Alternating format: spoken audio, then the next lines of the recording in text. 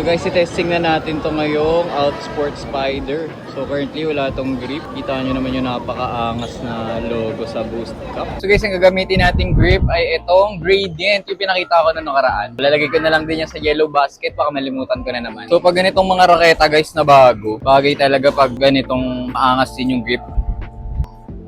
Perfect ngayon guys, saktong-sakto. Para kita pa rin tong Boost Cup. Gradient ba to? Ton, may gradients ba nakikita? O solid siyang color? Colorblind ako eh.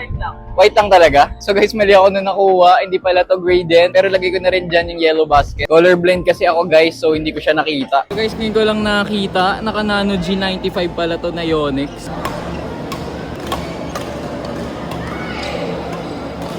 Para mga 25 lang yung 25-26 to.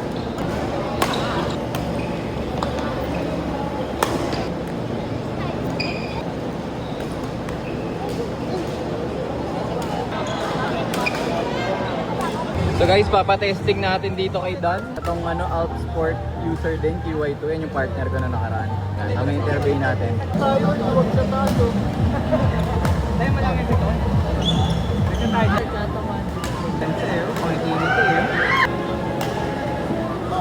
So guys, nagamit natin ito ng 2 to 3 games. So far okay naman guys siya kasi for you, head heavy. So para makakompare ko yung head heaviness niya sa QY, yung QY1, nagulat ako dahil Nano G95 pala to ng Yonex. Isa pa nagustuhan ko guys, ang angas niya sa cork, ang angas ng design. Ayan, and then yan may nakasulat na Spider sa ibabaw. So siguro baka palagyan natin to guys ng Xbox 65 and abangan nyo na lang yung full review natin ngayong week. Alagay ko na lang yellow basket sa baba. Alam ko available na to ngayon. Parang promising talaga. Siguro maganda to pamalit sa QY. Try natin tong maging main. Kasi gusto nyo feel niya parang ang QY. Etong isang QY user, tanong natin nung kamusta yung feedback niya. Tinasting natin yung Spider for 3 games and yeah, masaya siya.